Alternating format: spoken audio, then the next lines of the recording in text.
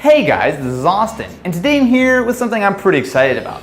This is the new Microsoft Surface Studio. So this is really unlike anything that I've ever seen. So at first glance, it looks like an all-in-one. However, this hinge is crazy. So what's interesting about this over pretty much any other all-in-one out there is the idea that the guts are actually not in the display, but they're in this base here. So it doesn't look like much. It's still fairly thin, and you still have all of your ports around back. However, all the processor, GPU, hard drive, all that kind of stuff is in this base, which allows the screen to be a lot lighter and a lot thinner. I'm just gonna do this for a while, sorry. So the Studio is rocking a 28-inch screen with a resolution of 4500 by 3000. With 4.5K of resolution, things look nice. And of course, if you have a crispy video, that definitely helps. So something you'll notice is that it's actually not a traditional widescreen display. So with that resolution, that means that when you're watching a normal video like ours, you're actually gonna get bars on top and bottom. However, that gives you a little bit more freedom, a little bit more extra screen real estate, especially when you're scrolling through web pages, pulling up videos, that kind of stuff. So inside, you can get this with either a Core i5 or i7. You can get it with up to 32 gigabytes of RAM. You can also get it with some pretty serious dedicated graphics, either a GTX 965M or a 980M. Storage-wise, you're getting either a 1 terabyte or 2 terabyte hard drive, and that's going to be paired with either a 64 or 128 gigabyte SSD. That's a little bit unusual for a system like this not to come with full SSD options. However, for the most part, it's pretty spec'd out. Now with specs like a Core i7 and a GTX 980M, this thing can definitely game. So right here I have Forza Horizon 3. However, something like this really should be able to play basically anything out there.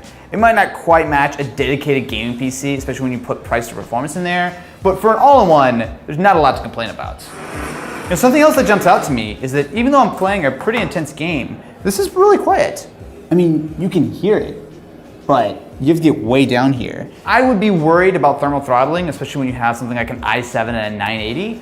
However, it seems to be pretty solid. Now alongside the Studio, there is the new Surface Dial. Now even though this is specifically for the Studio, you can also use it on other surfaces, or in fact anything with Windows 10. However, the cool part of this is that you can drop it right on screen and adjust just by scrolling it.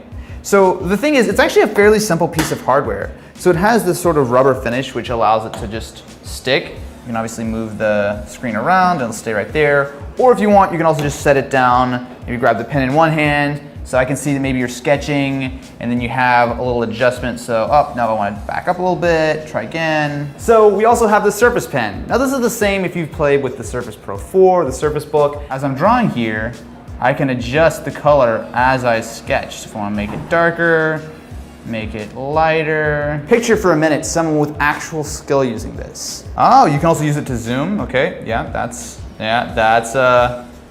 all right, I should have probably picked a different picture to do all this on. That's a little disturbing. So the navigation is really simple. So I can just rotate it and I get a little bit of feedback.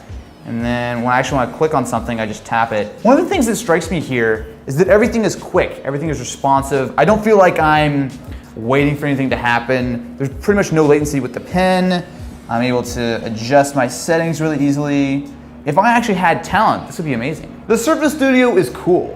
So there have been all-in-ones before, there have been computers with touchscreens, and there have definitely been high-performance PCs. However, I've never seen such a blend of all of these elements in such a cool package. I feel like I keep saying cool, but there's really not a whole lot of other ways to describe it. It's just a really unique piece of hardware.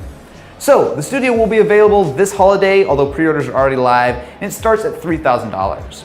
So what do you guys think about the Studio? Definitely be sure to let me know in the comments below. And if you want a more in-depth full review when it comes out, definitely be sure to subscribe to the channel.